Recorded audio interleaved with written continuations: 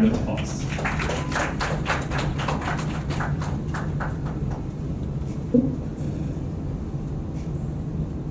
Hi, good morning, everyone.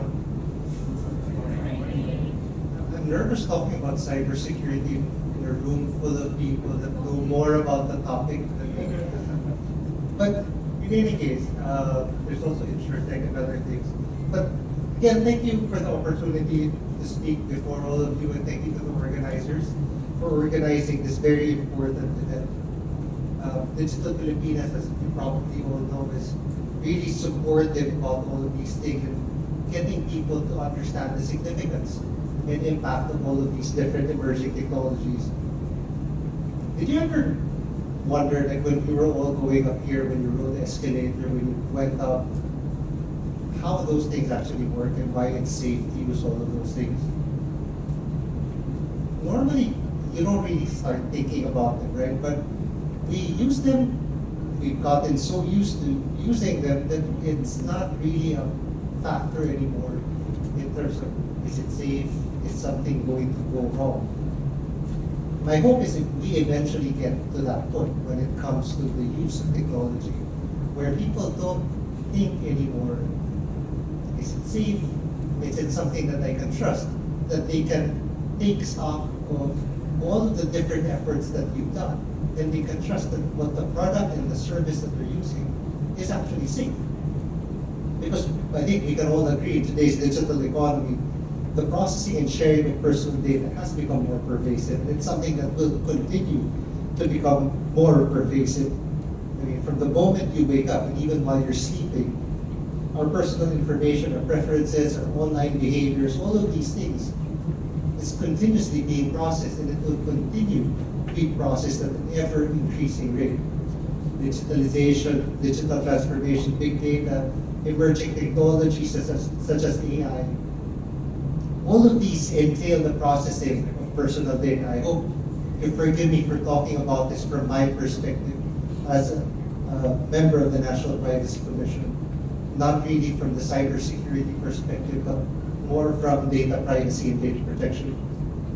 So as such, I hope, because it entails the processing of personal data, when we're discussing technology, ethics, and the development and deployment of ethics, of all of these different technologies, we look at data privacy, we look at data protection as an integral part of all of these things, and not something that's just an afterthought. This means going beyond the responsible use of AI and unbiased algorithms. Hopefully we develop a clear understanding of our accountability and shared responsibility in protecting an individual's fundamental human right to privacy, all of our fundamental human right to privacy.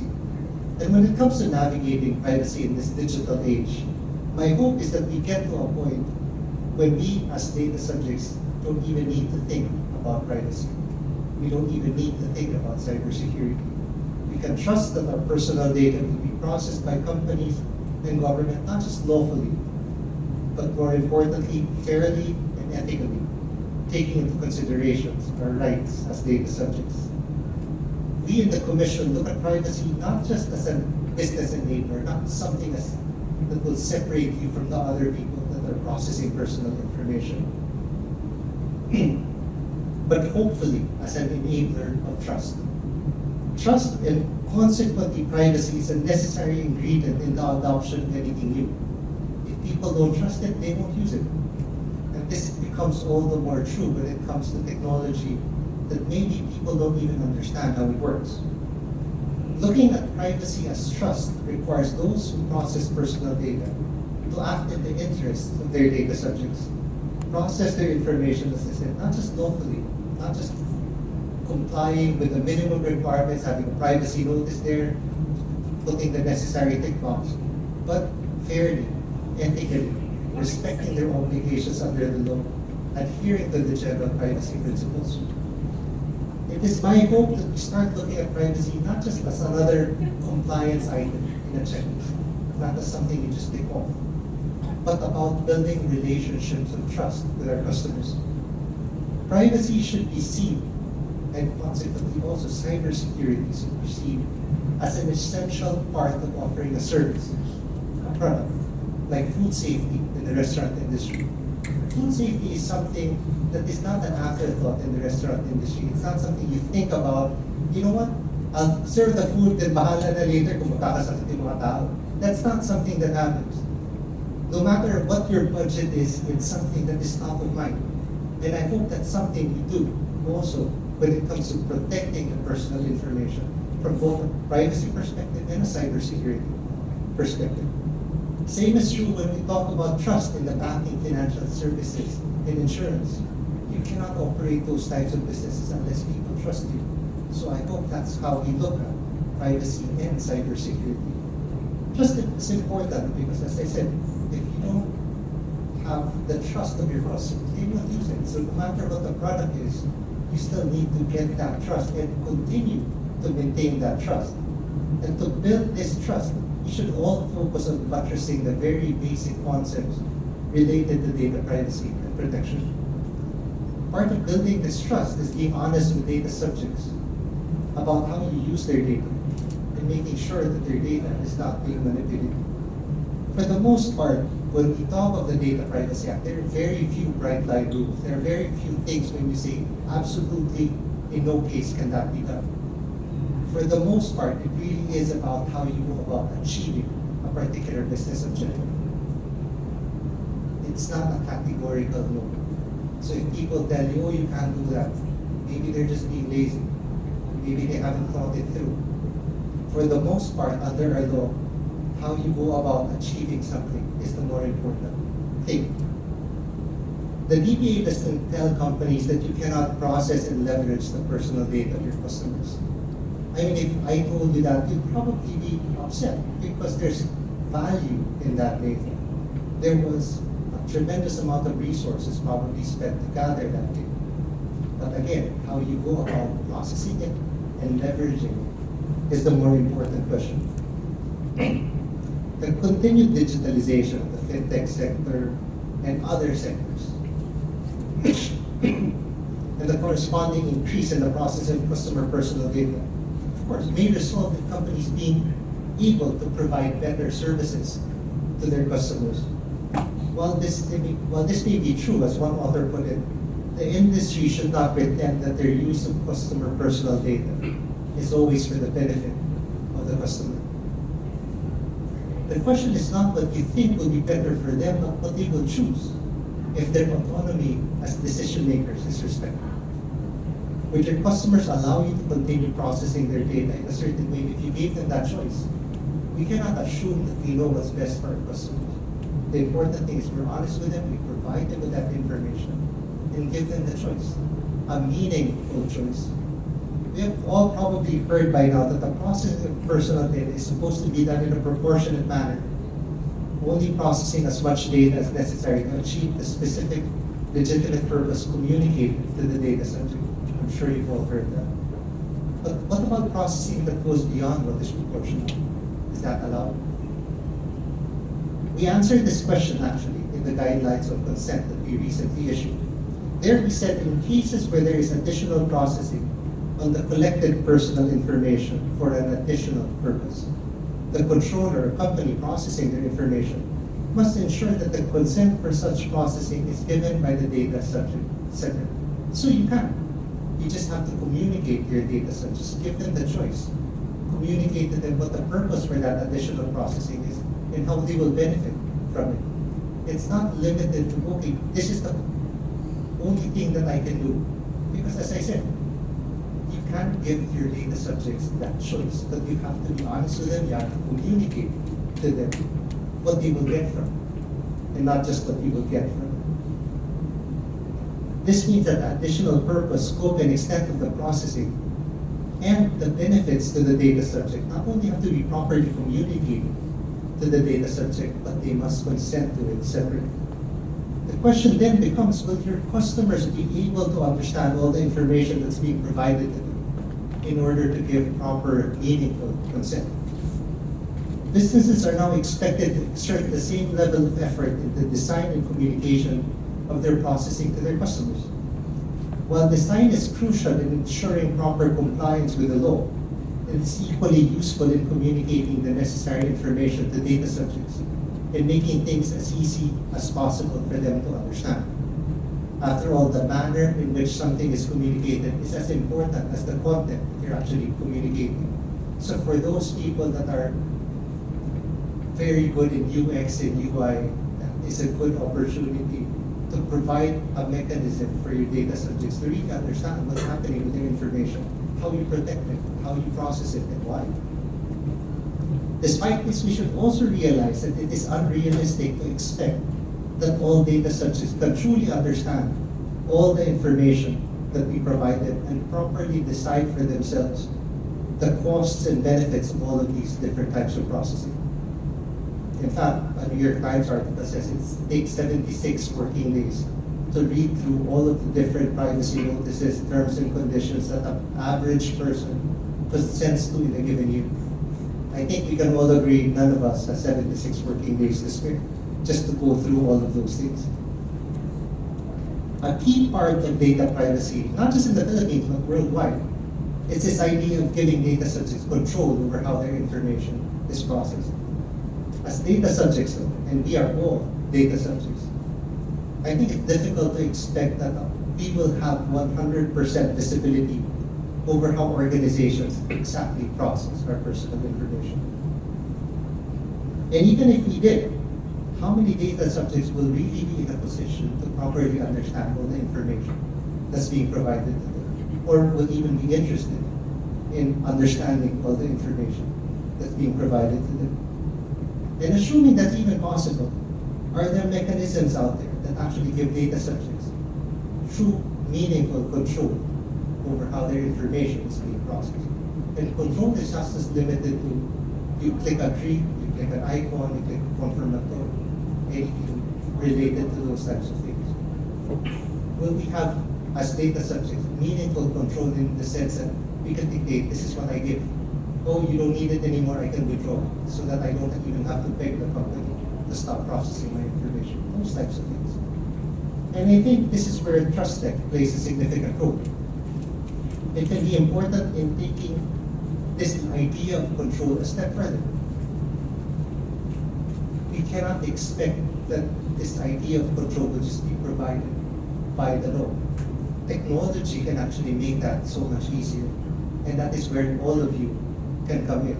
You are in a better position to explain what can be done in this particular field than I am. So I hope we can explore how we can actually give data subjects true, meaningful control over their information, proper ownership over their information. Of course, it doesn't mean that organizations don't need to do anything anymore the moment that type of thing happens. Organizations are still required to assess the benefits and risks of processing the personal information of their customers. And of course, if necessary, to mitigate those risks, especially in complex processing such as open finance, blockchain, artificial intelligence. Companies and those that they those that they contract to process or develop their systems cannot just pass the entire burden to their data subjects with the expectation that the data subjects' consent will legitimize all manner of collection, use, and disclosure of personal information. I mentioned earlier about having a good understanding of the basics.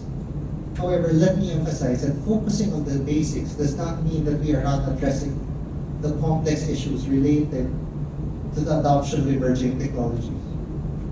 Instead, I see that emphasizing the basics can help all of us, data subjects, and companies that process personal information, navigate our way through the complexities of all of these different types of technologies. The most basic data protection concepts, such as the conduct of a privacy impact assessment, the principles of data minimization, purpose limitation, transparency, and fairness, are the building blocks that can and should be applied in any initiative, digital and otherwise. And I hope we never ever get bored with these basics. Let us not lose sight of the whole point of who data privacy is for. You, me, us, humans, data subjects. I think that looking at privacy from this perspective gives greater value to what each of us is doing and what this whole event is designed to do. And I hope that this is something that can guide us in the professional roles we play and in the future days ahead of us. With all of us working together, I hope this industry will lead not just to adoption and development of technological innovation, but also a future where data subjects do not think or do not need to think about their privacy. That we can take it for granted in the same way that we can take for granted how elevators, how escalators, the structural safety of this particular building. We don't need to think about it because the work has already been done by all of you here. And I hope that is not something that is far-fetched, and I hope that is something that we can work towards. It's not easy, but it's something that I think with continued dialogue, continued collaboration is a very achievable goal. So again, thank you for taking the time to come this morning, for listening, and I hope that with all of our continued efforts and collaboration, we can work towards this future, and we can work towards digitalizing or revolutionizing the digital landscape of the country. So good morning, everyone. Thank you so much, Bernigir, for that wonderful speech. May we request Bernigir to please stay on stage, and request everyone, rather all of our guest speakers for today, to please step on stage for a photo op.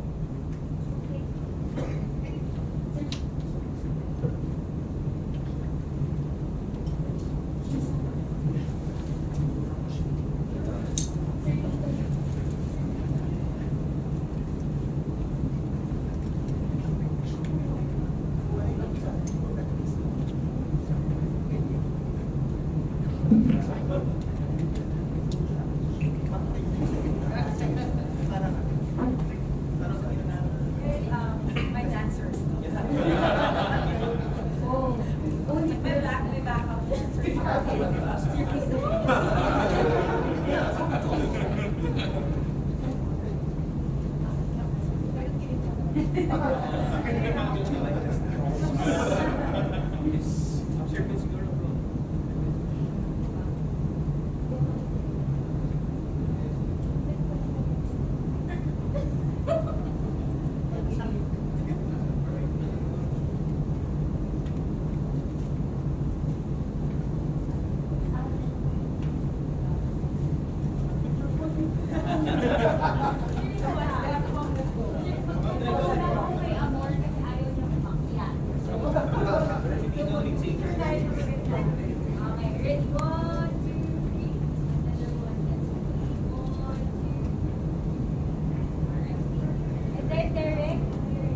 Another request to every one of our guest speakers to please face the screen, since we will be having a photo op with everyone.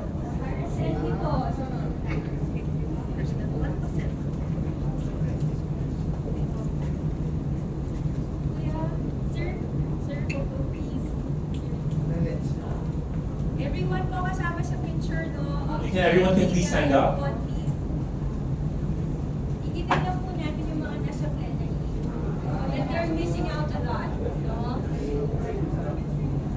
Sige po, natalo ko.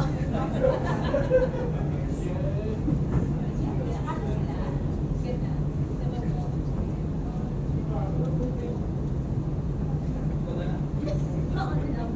Ready?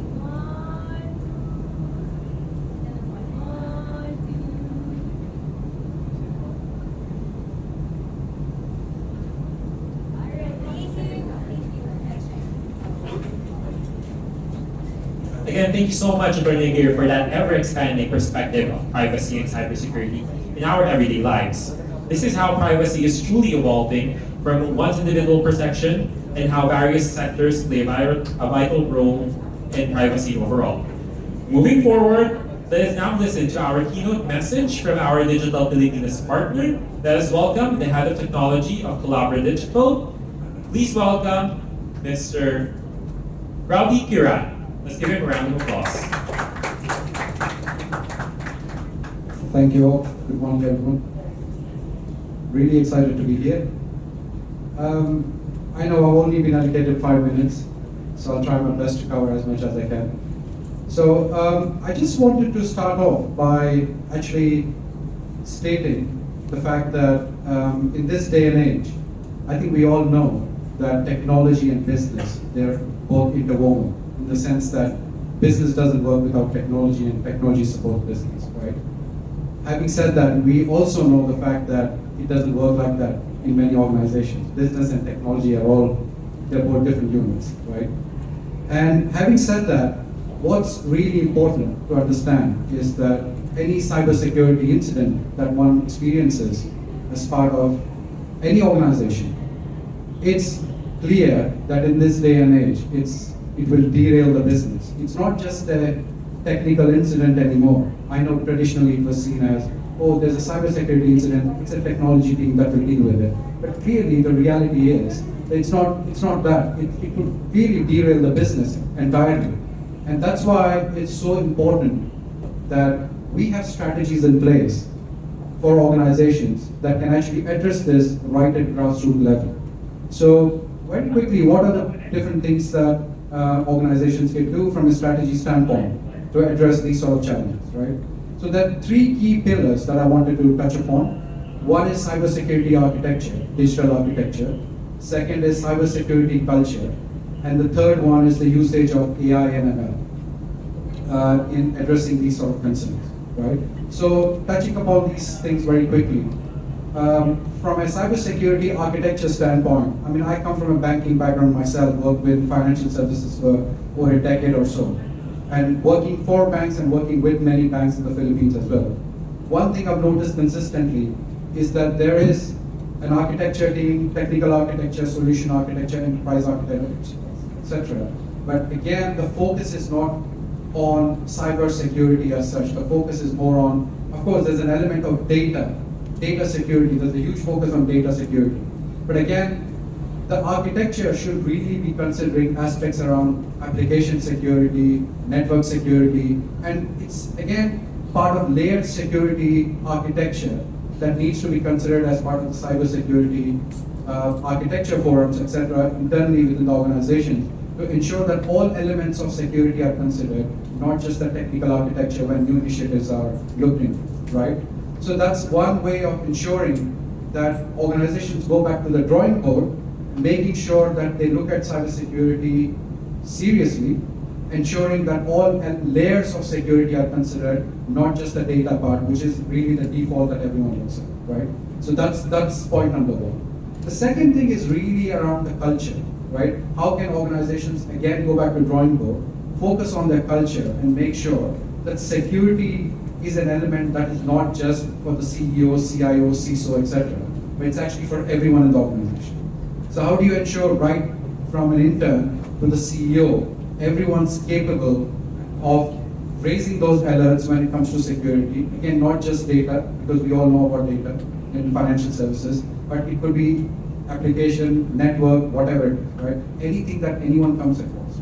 How do they ensure that they have the right training, the right guidance, so effectively ensuring that the business is not just agile in terms of ensuring that there are no issues and they can grow and so on, but at the same time secure as a business to make sure they can offer the right services to their customers. So that's the second part, which is bringing in the right culture from a cybersecurity and security standpoint. And the final thing I wanted to talk about was the use of new technologies around AI and ML. So again, I know there's a lot of jargon that's being used around AI and ML, everyone hears about it, but clearly there are tools out there in the market which will enable organizations to not just proactively look at issues, cybersecurity issues, learn from that and create those barriers which again enable organizations to be not just mitigate their risk, but also ensure that they can scale properly and obviously from a growth perspective, these are not the hurdles. Cybersecurity issues are not the hurdles. So usage of the right tools in AI, using AI and ML are also critical in ensuring that you can have the right framework altogether. So a combination of, I would say, looking at architecture at a ground level, focusing on the team members or your organization resources and training them, ensuring they have the right knowledge, compounded by the usage of the right toolkit in the form of AI and ML, could be the right strategy for organizations to ensure that they can prevent some of these attacks, make the organization far more secure, make the business scalable, and at the same time focusing a lot on security and comfort of the customers, and they can be sure that they're with the right organization. So, well, that's all I have. So that's my 5 minutes. Thank you so much.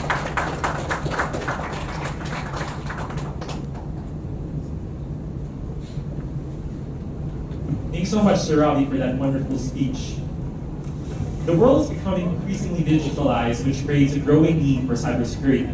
The ASEAN region is a prime target for cybercriminals due to its rapid growing digital economy and interconnected infrastructure, and it is important to explore the challenges and opportunities facing cybersecurity landscape in ASEAN and around the world. Now, to discuss our first panel, the future of cybersecurity in ASEAN and the world, a vision for a more secure and resilient digital ecosystem through strategic collaborations. Let us welcome Sir Lito Averia, President of the Philippine Computer Emergency Response Team. Sir Sam Jacoba, Founding President, National Association of Data Protection Officers of the Philippines. Mr. Tommy Harden, Founding Business Development of Flagrate. Panel to be moderated by Ms. Stephanie Power, Business Development Lead, MJ. Let's give them a round of applause.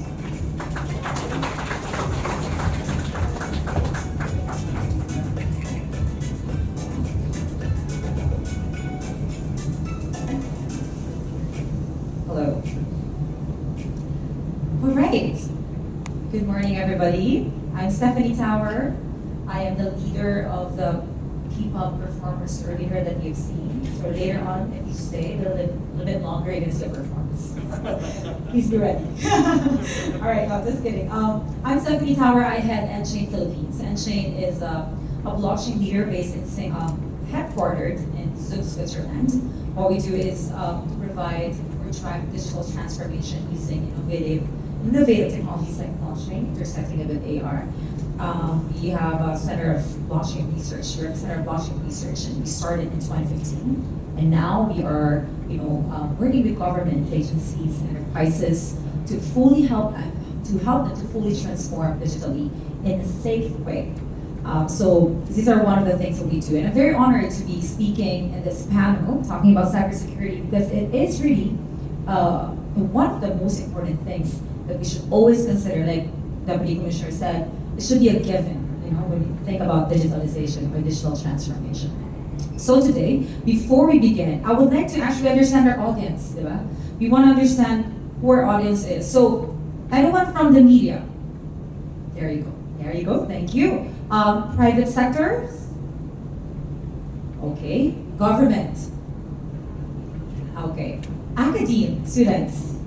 There you go, I love it. Do you have startups here, or just anyone else that was not mentioned earlier?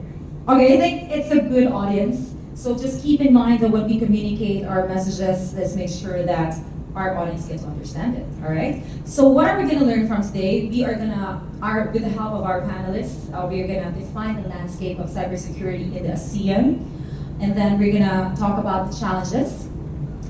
How do we, as a nation or as members of the private entities, how can we help secure our digital world and our privacy as well as individuals? So I talked too much, but before we begin the discussion, please give us a brief introduction about who you are and what you do. Sir Sam? Morning, everyone. I'd like to ask additional questions. Who among you are data protection officers? Okay. One in the room only. How many of you are assistants of data protection officers? We call them compliance officers for privacy, COPs. None? That's really good. What about CISOs, Chief Information Security Officers? You're also double-handed. Okay, everyone can go. What about governance, risk, and compliance professionals? GRC. Okay. If you're working in a company, chances are you're a GRC professional. Okay? So I'm Sam Jacob. I'm the founding president of the National Association of Data Protection Officers of the Philippines. It's a mouthful. We're called NADPA. We're a community of over 500 practitioners, meaning practice in our work. We're appointed DPOs, we're appointed CISOs, we're appointed chairs of professionals. Our advocacy at NADVAP is to help transform the Philippines into a global center of excellence for data privacy and cybersecurity. That's the long and short of it. I'm here actually to, well, officially have a partnership with the Philippines, both myself and our moving practice, to help the Philippines emerge.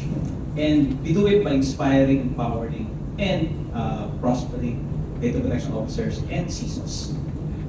I'll hand it over to my colleague, who's also a senior advisor at NADVAP, Tito Ovelia. Magandang umaga. Dito Ovelia, President of PHCERT, the Philippine Computer Emergency Response Team. PHCERT was founded like more than 20 years ago.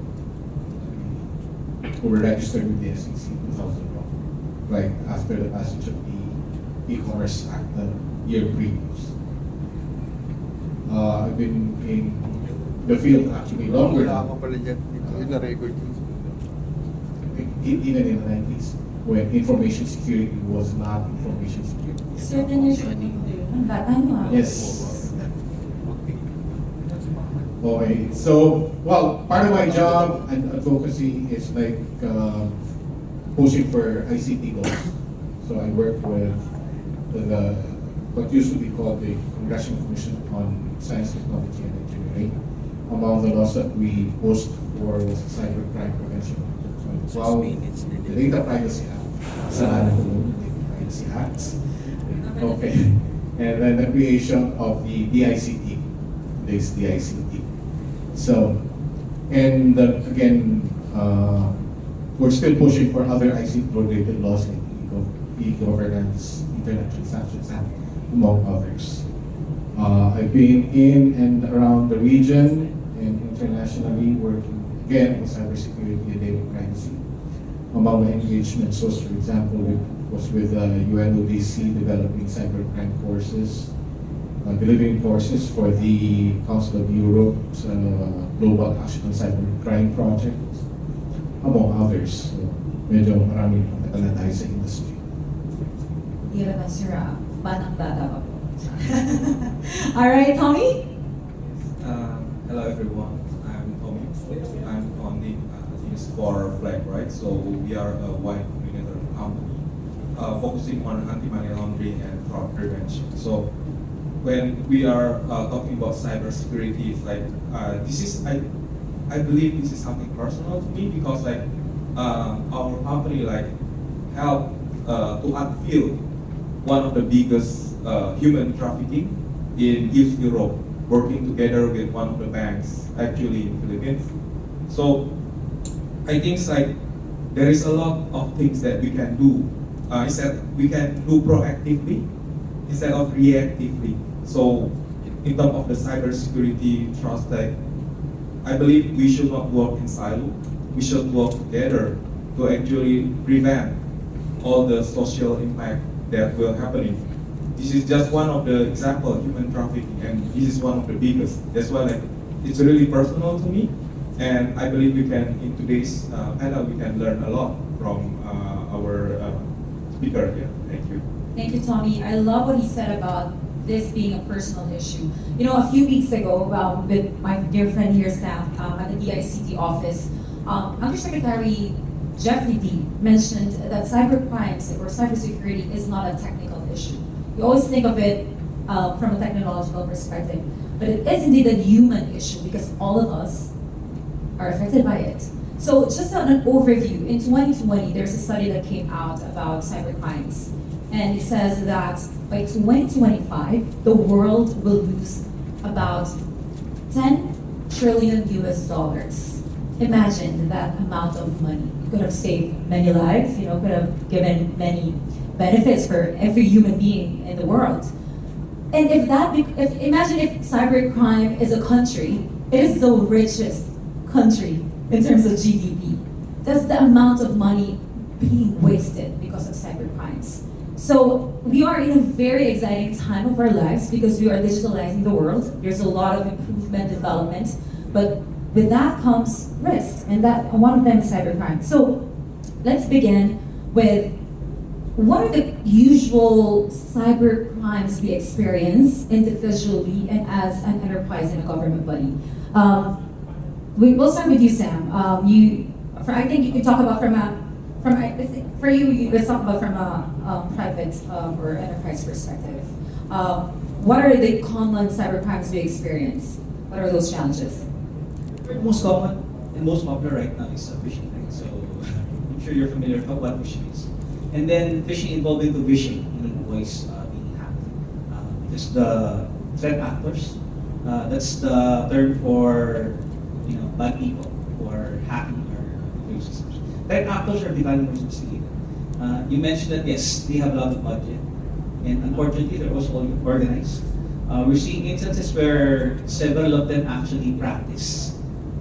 There's a target, and then they have a community, the target, and they tell them, hey, look at this, open server, open infrastructure. Why don't we practice it? So they do several types of hacks there, and they're unseen, they're nameless, they're faceless. But it's not just that. They're also what we call state actors. Right? There are states, or rogue states, actually have a team, of cybersecurity professionals that purposely hack other countries' information systems. You've seen it in Ukraine, right? When the Ukraine war happened, the Soviets actually, or the Russia also sent up cyber warfare alongside with the conventional warfare. You're seeing also in the current war between Hamas and Israel. So it's there. And if you're a cybersecurity professional, you can see that we are already at war. We are. So we just don't know it. Maybe the common people just know it. We are. That is actually digital world war III happening like under us. And we're seeing the impact, not just the recent hacks in Israel, but in health. It was compromised. There was a report that there was another copy still being verified. It will continue because as long as there is money to be earned, there will be criminals out there who want to be seen. As long as there are people whose egos are so big that they want to put themselves on the map. Like John Gumba, don't you know him? Right? So they want to put themselves on the map. There will be hacks. And as long as there are people whose ideologies actually conflict with others, and as long as there are companies whose way of life they want to impose on the world, so again, you're correct. Actually, it's all about people. Because it's people right now, because AI made, chief intelligence, people right now who are driving these threats, these hacks into our information systems, into countries, and into our citizens. So what's the role of privacy there? Cybersecurity's role is to protect vital assets, right? And personal information is one of the most important assets that cybersecurity professionals need to protect. That's why you cannot separate, cybersecurity from data privacy. And underneath that, I'll introduce you later, is a framework called GRC that the entity is moving. That Nino mentioned it. The entity is moving from the 5 pillars of compliance into governance and compliance. I can talk about that later. Then again, people is key, and good people should fight bad people, both in the real world and in the digital world. Good. Thank you so much. Sam, you said so many really, just kidding, but really valuable information. Sam, from the work that you have done over the years in the government, I'm sorry, Lito. Sorry, Lito. All right. Tell us, like, what are the common ways an individual, all right, like, or the government or private entity are being attacked? Like, how are we being attacked? So he mentioned phishing. How does it happen? How does it happen? We mentioned like state attacks. How does that happen? Can you describe that to our audience? Like how exactly this is happening? Because sometimes you don't realize we're already in front of, or we're at the center of an attack, but we don't realize it. So what are those factors for us to realize that you're already there? What should I do? Well, it's pretty much the same as a threat actor attacks an individual or an organization. The attacker looks for weaknesses in your system, vulnerabilities in your system. Once they find it, they exploit them. Once they are able to exploit the vulnerability, then they deploy whatever So if for example, you're fished, the delivery mechanism usually is an email or text message. So in that text message or email is a link, right? What is exploited there is when you are at your weakest moment. For example, if you are tired. So usually the phishing attack happens at around 7, 8 in the evening when everybody would like to rest. And then just say, when you get a text message, I'll just respond to this, or and then you click on the link, right? Or the attackers would regularly send you messages to update your account, for example, with a particular bank. So that at some point, you get tired of that reminder and you just click just to comply with the update request, things like those. For organizations, again, it depends on how the organizations have set up their systems. For example, Sam mentioned the recent field house attack, although they will not admit it. Based on investigation, our own investigation, we saw open ports, RDP ports. These are remote desktop ports. Okay, and incidentally, we scanned everything. We found about 3,000 open ports in the Philippines. So we sent out our advisories already to those organizations, both public and private. Okay. Thing is, like for example, RDP allows you to work with, for example, your remote offices. Okay? But the administration forgot to close it. Once it's there, it's left in the open, and somebody attacks. That's one particular vulnerability that can be exploited. Oh, passwords. Passwords, advice is too complicated password with uppercase, lowercase, special characters. We can do away with that. I go for passphrase. It's longer. It may be longer if you'd like to use, for example, the nursery rhyme, twinkle twinkle with a star. Right? It's easier to recall than your complicated password. But the longer it is, based on statistics studies, then the longer the passphrase is, it will take longer for a computer to break through it. Thank you so much, Nico. That is very informative, especially for us. It's important for us to understand how we are participating unknowingly in all of these things. So I love those insights. Thank you so much, Lito. Tommy, at the work that you do, you talk about human trafficking. And how is this related to privacy? How does that connect? Can you give us an overview on that? Yeah, so one of the case is like money mule. So apparently they use like some of the accounts which related to the victim to be human trafficked. So we managed to actually get that transactions monitor and understand. Yeah, and to be frank, actually we are extremely lucky because like we when we just landed in Philippines and we start working with a lot of good company like Traction Phase, iPort Technology, Zenbit, for example. And actually, there's one case I want to share also in this panel. Like just last week in the Singapore FinTech Festival, I was talking with one of the payments company, and there is one case in Philippines just last month, exactly I think last month. So they are a payment company, OPS license company.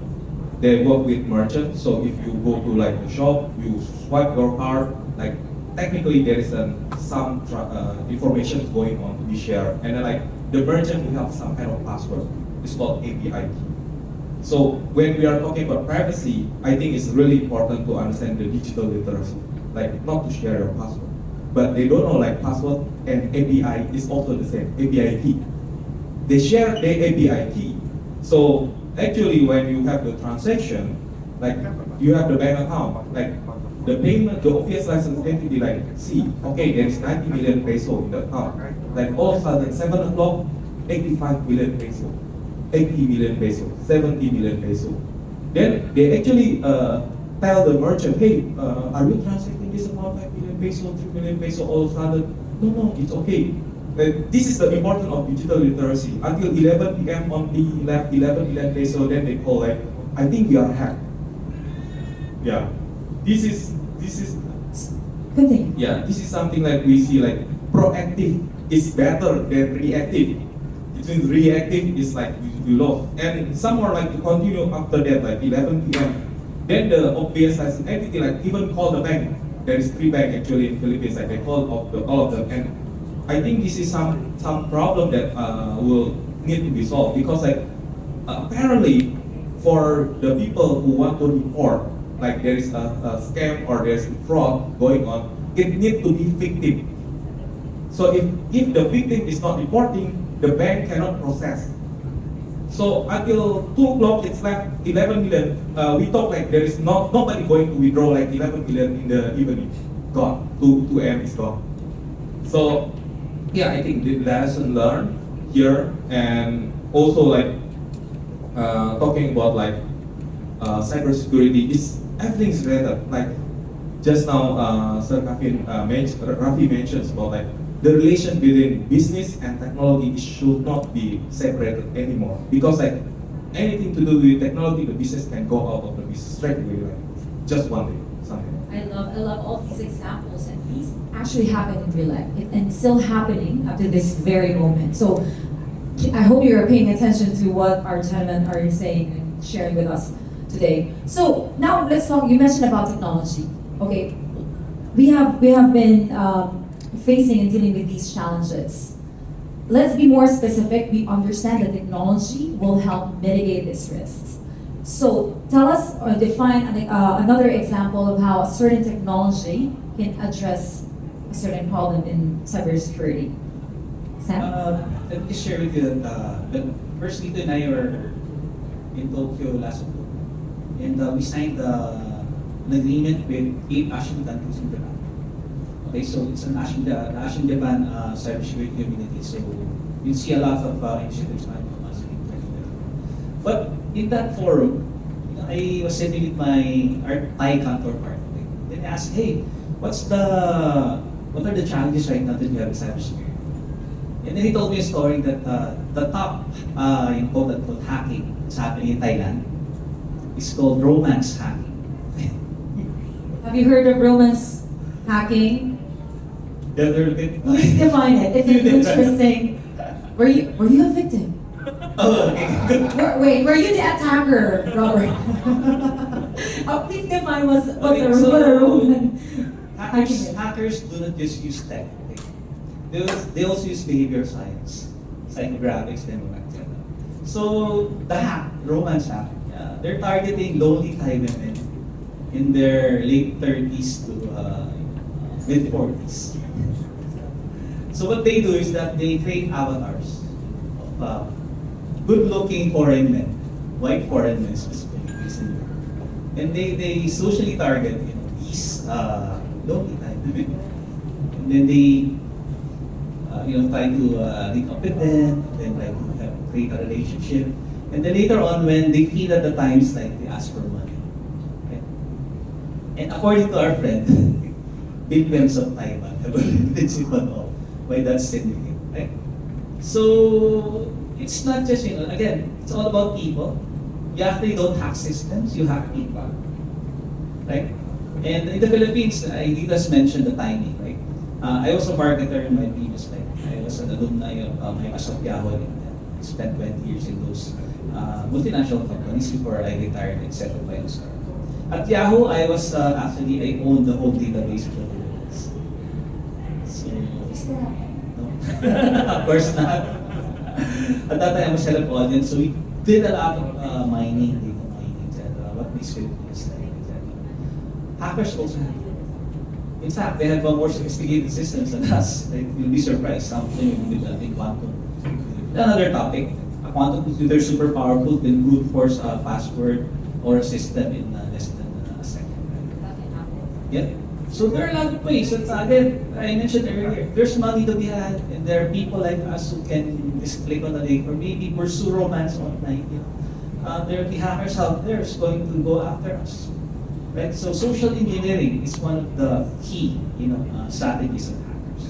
It sounds funny, but it's happening not just in Thailand. It also happens in the Philippines, not just the rest of the ASEAN region. Not only men and women, of course, Yeah, so- everyone in the rainbow. Again, if you're having hugot, okay, please focus focus pa rin. Just because we're sad doesn't mean we're gonna fall for some good-looking photos of a man or a woman, right? So again, it all boils down again to your responsibility as an individual, right? So it's not a government responsibility alone or private entity alone. It's our responsibility as a human being. Are we susceptible to these temptations, right? So always pay attention kahit pagod. Pag pagod, browse lang, lampasan na lang, Right? right? Yeah, I spoke naman to our Vietnamese counterpart. What's popular there? Anti-China. Okay? You know how Vietnamese people are, right? South China Sea issue. So their hackers form this quote-unquote like anti-China movement, and then we ask for money from Vietnamese who hate China. They hate China workers. So there are a lot of ways. Again, if you're familiar with Nudge, that's the book. A book.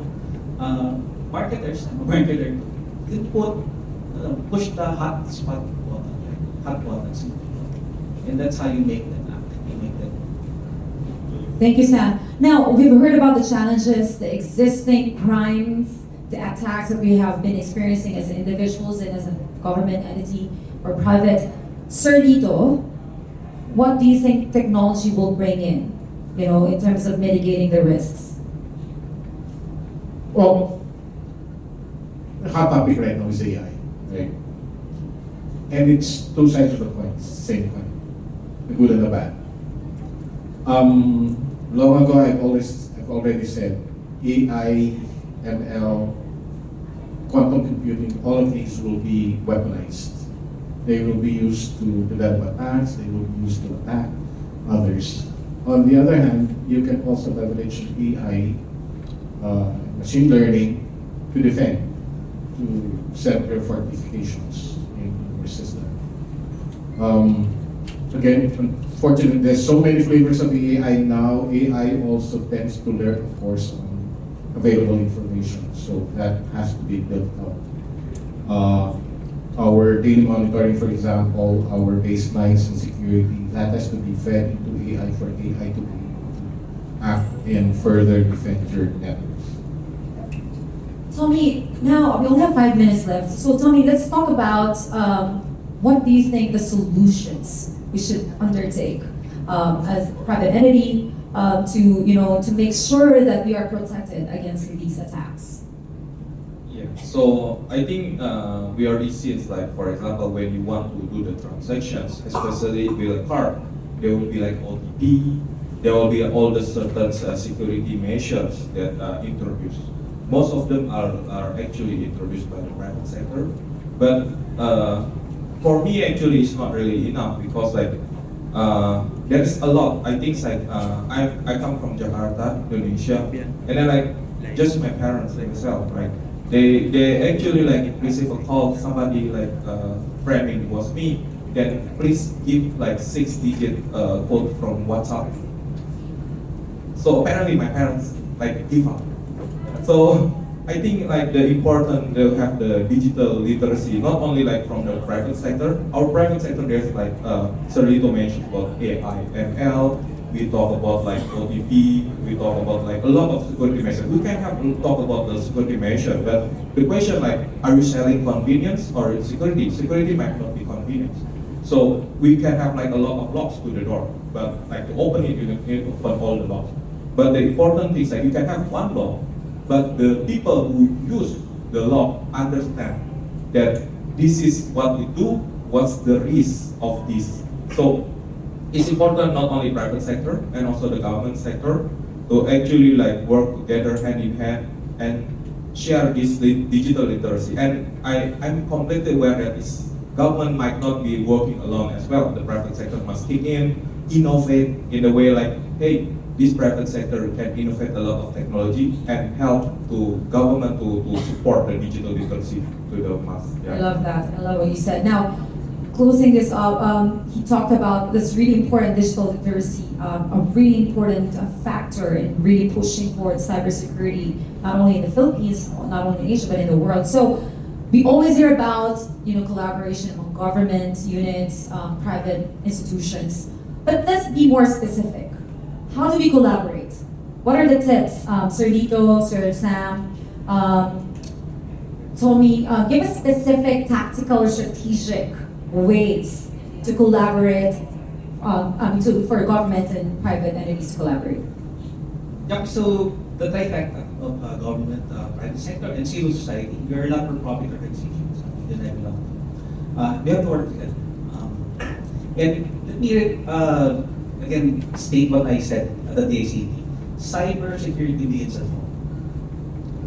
We need to teach our kids and the nannies of our kids, not to overshare, not to go into sites that can have malware, etc. What are we doing? I'm taking a plug. We are having our year end here on December 6 and 7 in Baguio. We're partnering with a university to integrate data privacy and cybersecurity curriculum from K to 12, including undergrad, masters, and law school.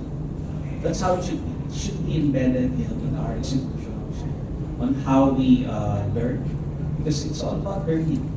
The threat actors continue to learn how to hack us. We should continue to learn also how to defend ourselves. And if you are a practitioner, or you want to be a data privacy practitioner, or cybersecurity or GSA practitioner, in Q1 of 2024, we're giving away scholarships. Okay? For free. They're free. We have around 250 seats, half of it is filled up already. After this talk, you can approach either Lito or myself if you want to pursue. Okay? It's not actually free. There's an undertaking to it asking. We're a volunteer organization that you pay it forward.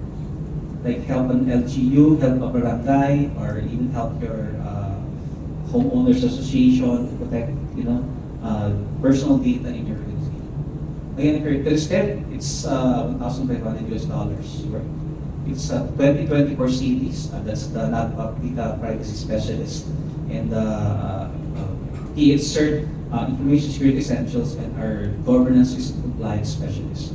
It's just a first level, but we have 3 or 4 levels after that one. But please take it. It's worth $1,500 in the second quarter.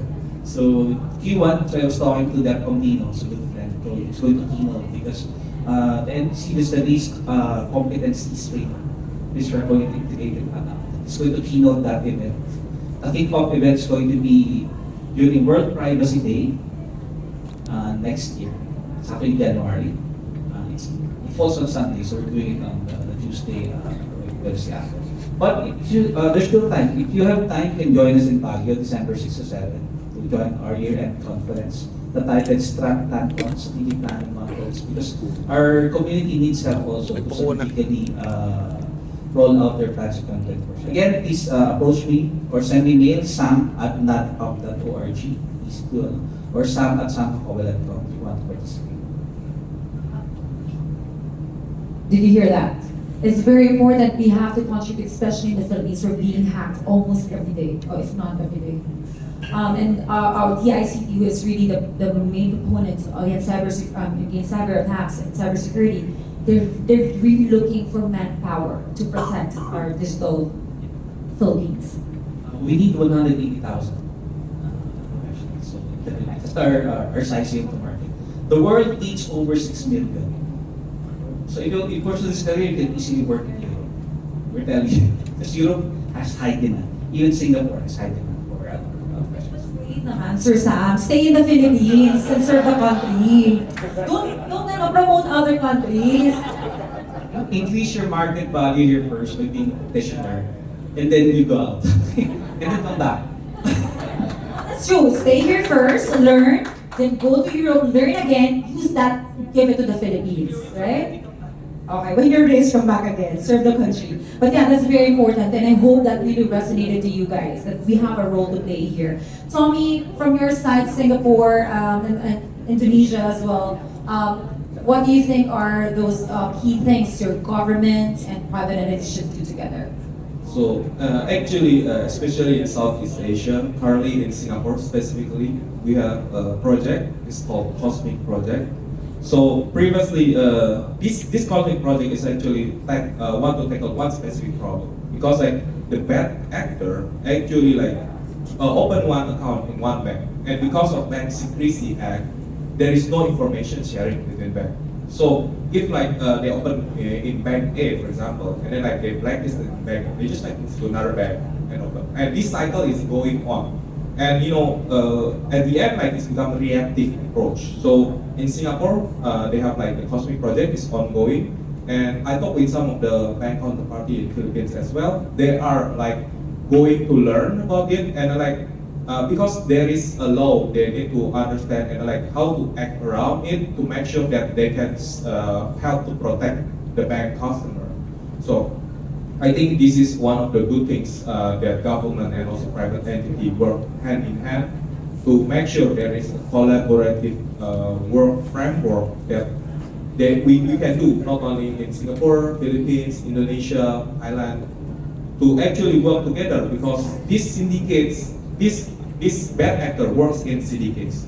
If you see the timeline of the work, like start there's a big money laundering happening in Hong Kong, then goes next to Singapore, $2.5 billion.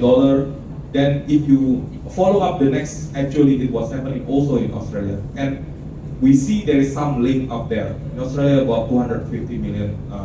So there is a link that there's a syndicates that actually coming in and then like penetrate to this and create bad impact to the society. Yeah. Thank you so much, Tommy. And now we end this panel with some insights and thoughts from the godfather of Philippine cybersecurity. Sir Lito? Ninong Lito. Let's everybody, Ninong Lito. Everybody, Ninong Lito. Sir Ninong Lito, ano yung last words ko natin? Talking of collaboration, actually, that's why here in the Philippines we're creating this community of cybersecurity and data privacy organizations. And in ASEAN, Sam already mentioned that we're working with ASEAN Japan, the ASEAN Japan collaboration. We're creating against cybersecurity. I've been pushing for collaboration and information exchange, information sharing for the last like 10 years.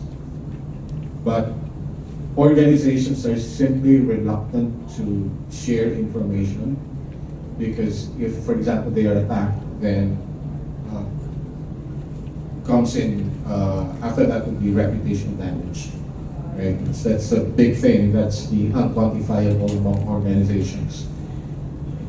So hopefully with the ASEAN-Japan Cyber Community Alliance would be able to build that collaborative framework and work from there and continue pushing for information exchange.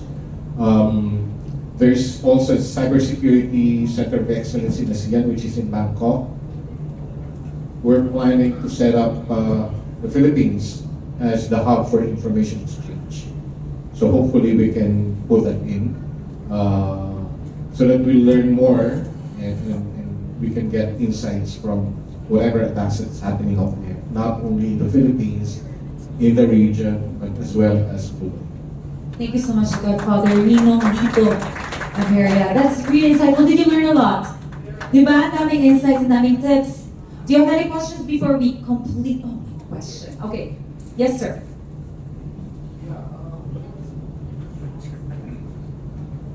First of all, good insights. I was a victim of hacking in my Facebook account. And I almost not able to access my Facebook accounts. Now the question is, for those who are not into technological stuff, how do you, I mean, what are tips to avoid being hacked or getting into scams and other cyber crimes? Sino magsasalita? First one is you have to get out of Facebook. Okay, please close. There are less secure applications. We always tell our our community members, do not use Messenger. Okay? To share personal information. Okay? Better use Signal, it's more secure. Signal. Look for it.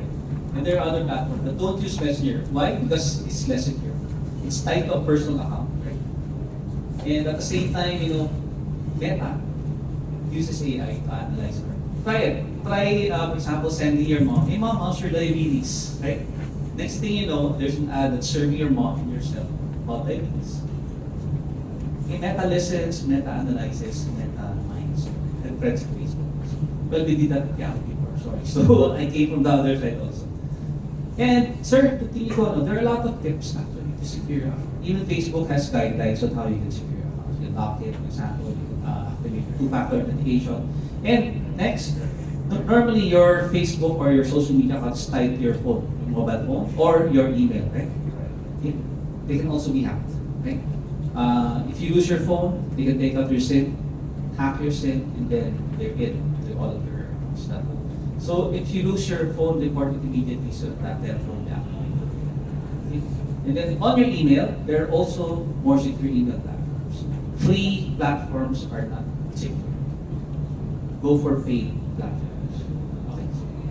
Thank you so much. Unfortunately, we cannot take any more questions. Oh, sorry, Godfather. No, just one more tip on keeping secure. Learn how to clean up your digital tracks. Every time you use the internet, you leave something there. Do not overshare. So learn how to, like for example, clean out your browsing history. Take out all the cookies. So do it regularly. Do it now. Now. Don't connect to free Wi-Fi. Okay, the key here is this. Be paid. Because everything, there's no such thing as free lunch, as what they say, right? There's always a comeback. So even if we're using Facebook or other social media for free, they're monetizing our data. We're not even monetizing. Di tayo mismo, no? When it is free, you're the product, according to Kuya naman.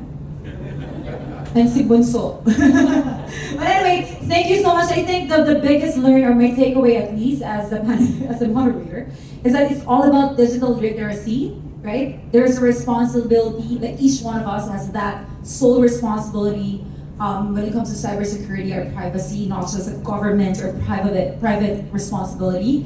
And also it starts at home, right? Everything that you've learned here, please share that with your family members, your kids, the helpers that you work with. Share it with everyone, and then collectively we can secure our digital world. All right, thank you so much. Thank you so much for that insightful panel discussion. This is Sasayan na.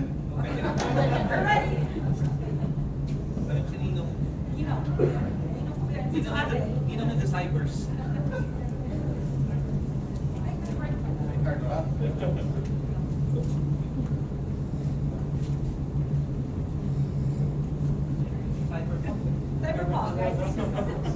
Thank you, Stephanie. Thank you, Sam. Thank you, Nico, and thank you, Tommy, for that wonderful and insightful discussion.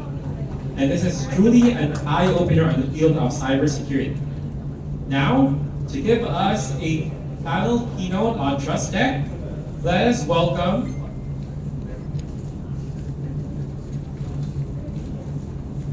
to give us a panel discussion on TrustTech, let us welcome Mr. John Pass, Enterprise Information Security Officer and Data Privacy Officer of the Bank of the Philippine Islands. Let's give him a round of applause.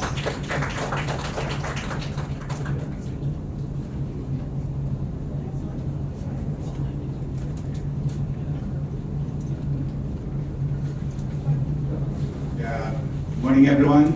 I would like to begin my message by returning to this year's Digital Pilipinas Festival theme. World Meet ASEAN in a Digital Pilipinas. The Philippines is a digital bridgeway to the ASEAN and the world. It's a mouthful.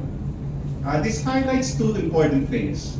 First, it tells us that the Philippines is part of a bigger ecosystem of countries that recognize the value of digital transformation, to our societies and to our economies.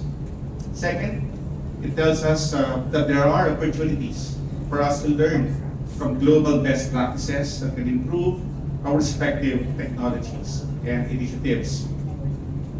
The anchor to all of these is trust. Many Filipinos have already embraced the digital economy. According to the Bank Sentral ng Pilipinas,